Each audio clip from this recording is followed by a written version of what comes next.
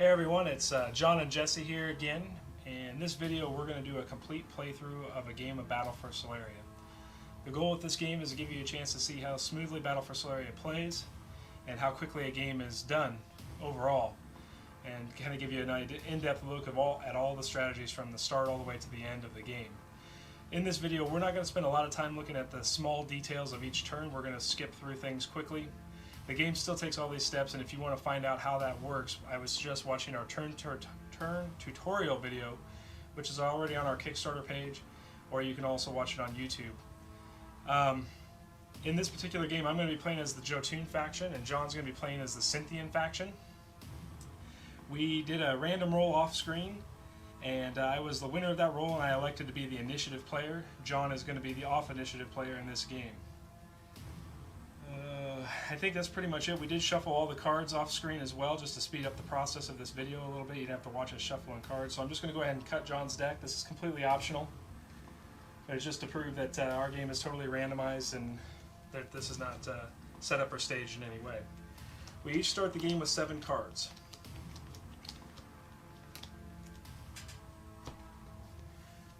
We're going to look at our opening hand, and we're going to decide whether or not we want to keep this hand or we want to mulligan.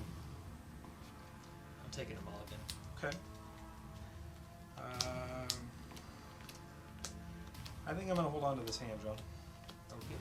So ultimately what we decide is, when we're looking at an opening hand, is how many sites we have in our hand and whether or not those sites are going to come into play early enough to be useful and get our game going. In Battle for Sularia, sites really start everything off. So if you're not sitting on a site that's under a cost of 4, or a couple of sites under a cost of 4, you're probably in a pretty bad shape just overall in getting your game moving and being able to play your game throughout the course. So when you design decks in this game, that's really important when understanding your site curve. Is building sites that allow you to play early is very, very important, but they also come as liabilities, as you'll see as we get later into the playthroughs. Typically you'll see those sites get wiped out earliest.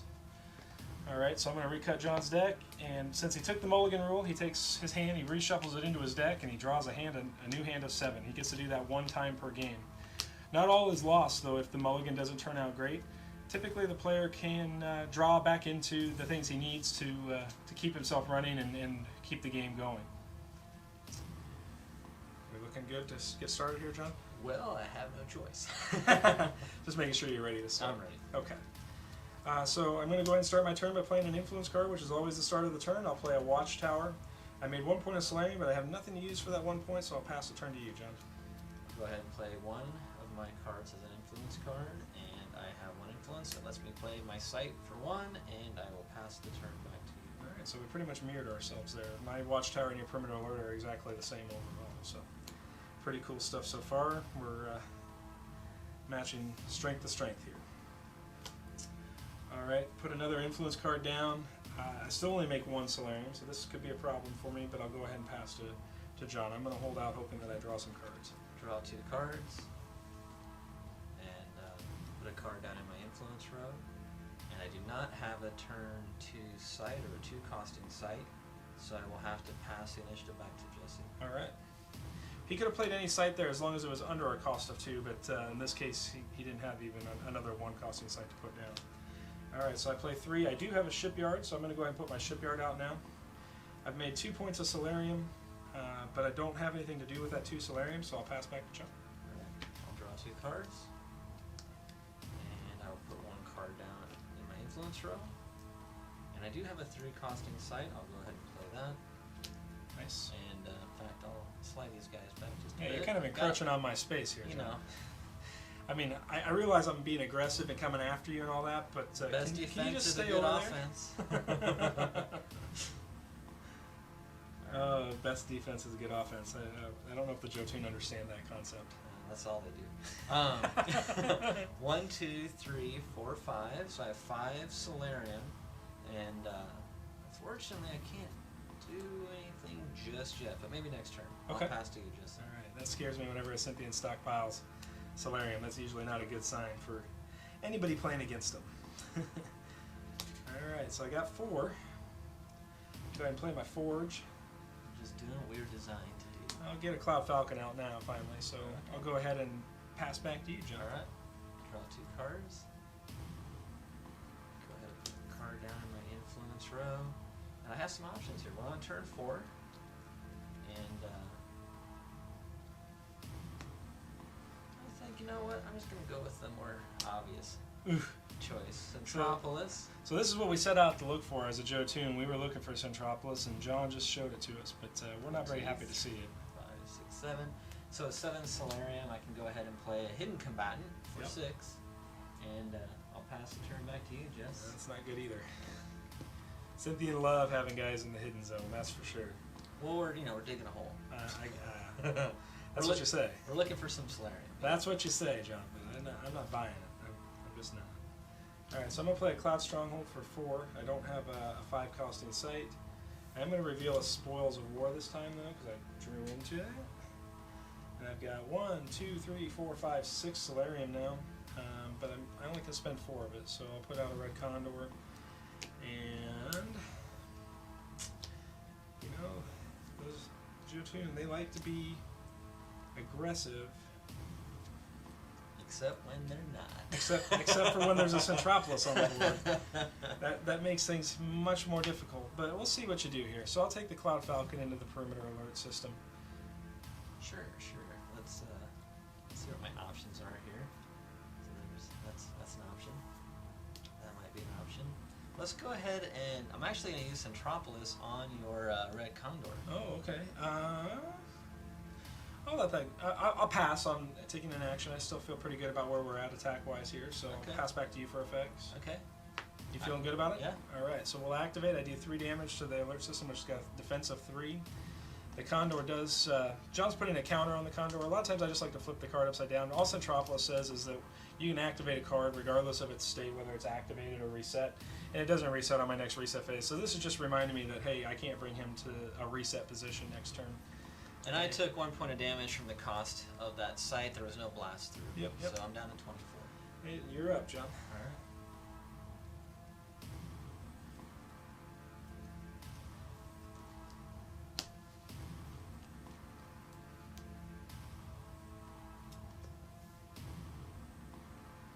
Alright, so Got 5 influence. you got 7 Solarium between 4 cards. About to be 1 9. site for 3. 1 site for 1.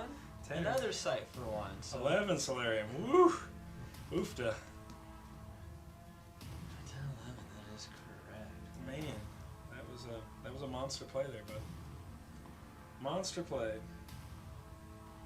We'll bring out another Hades Solarian Crawler. Okay. And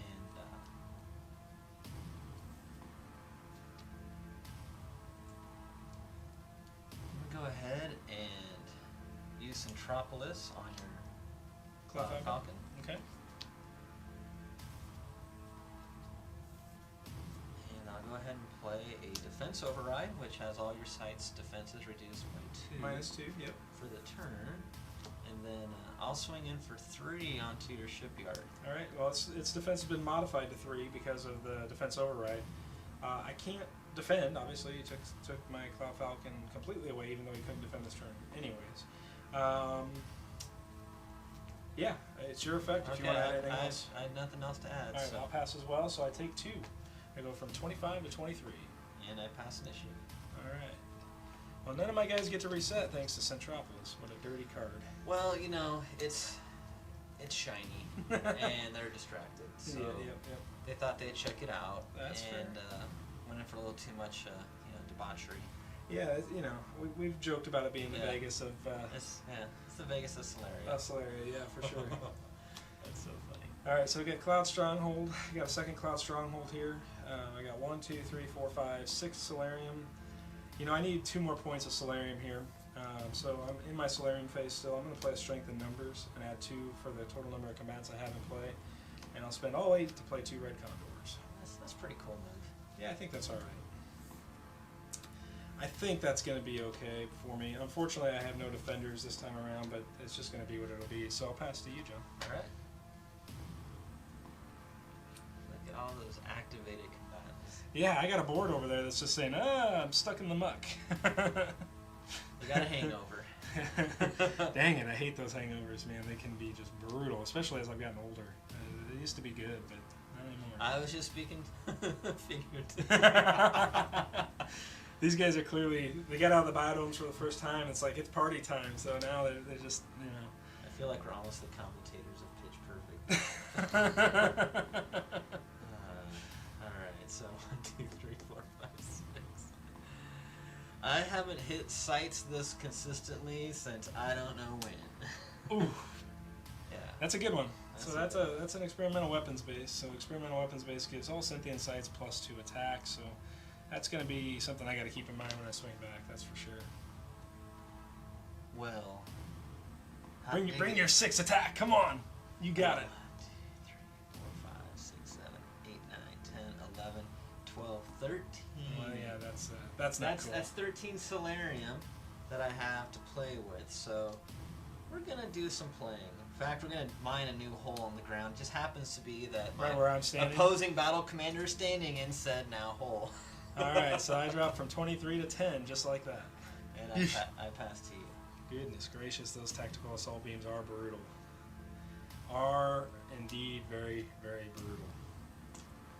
All right, I'm gonna. I don't know. I need to make some room here, so I'm sliding some influence cards out. Position of influence cards has no bearing on the gameplay, guys. So feel free to organize that however you want as you're playing, just to make room on your playmat and keep things, you know, in a smaller area.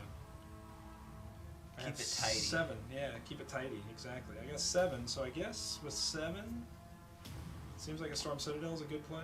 What do you think? Yeah. And that being said, everything can kind of shift around the game except for sights. Yeah, so combatant position doesn't matter, influence position doesn't matter, sights definitely matter though. So I got 1, 2, 3, 4, 5, 6, 7 Solarium, yeah, from the spoils. So I'll spend 5 of it on a Skyhawk. All right, let's have some fun. I gotta have some fun after you just dealt 13 damage to me. Otherwise, this is just gonna turn into a one-sided victory for the Synthian here.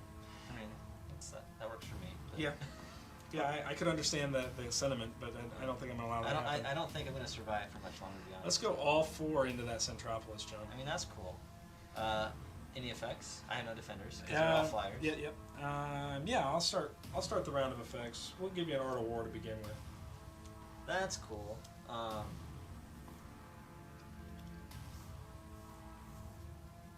I'm gonna go ahead and interfere that Art of War.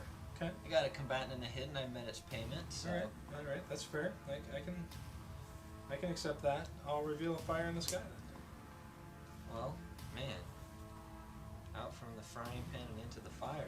Literally. All right. I don't have a response for that one. All right, I'm gonna keep playing here as long as that's okay with you. Sure. Yeah, yeah.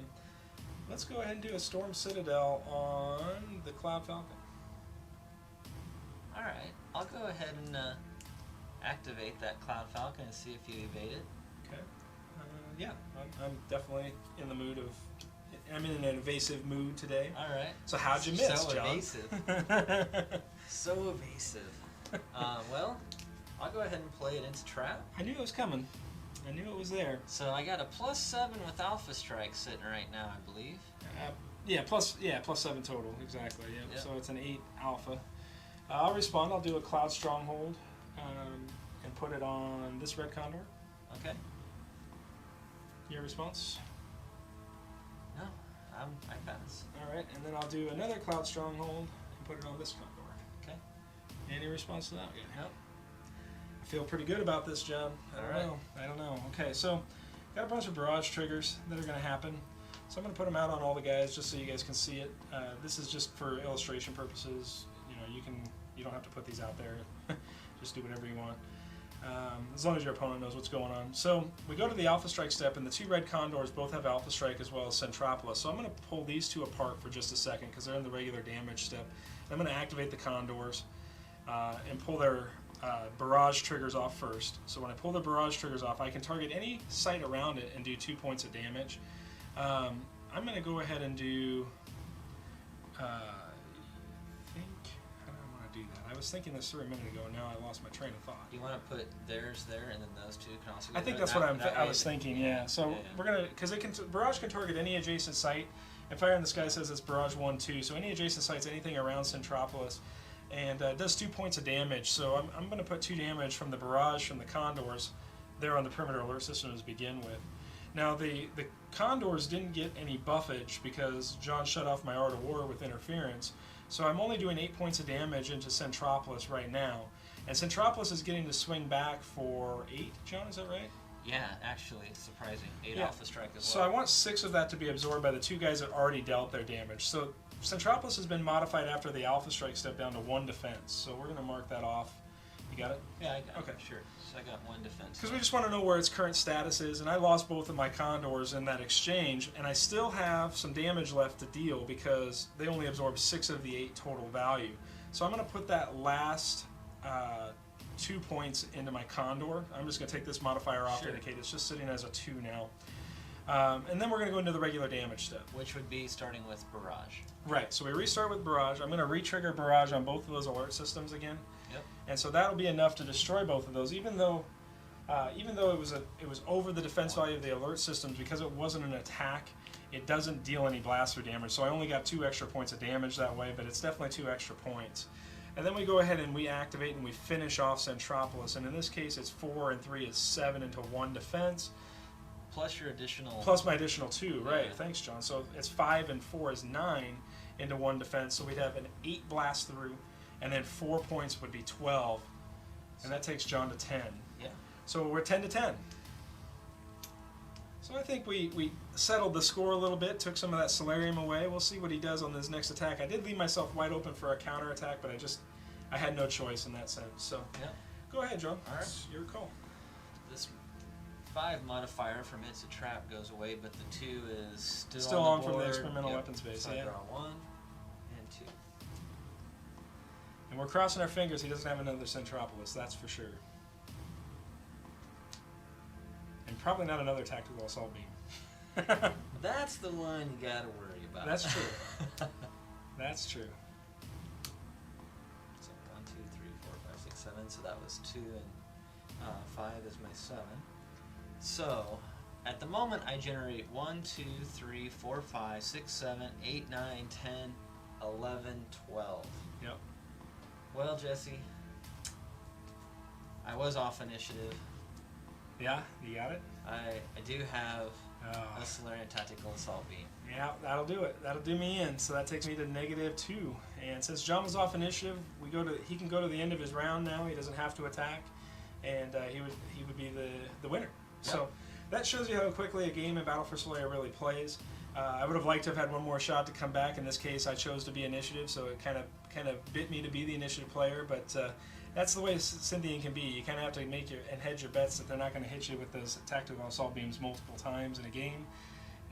Yeah, so hopefully you enjoyed the game, have a really good idea of how quickly and smoothly the game flows and plays.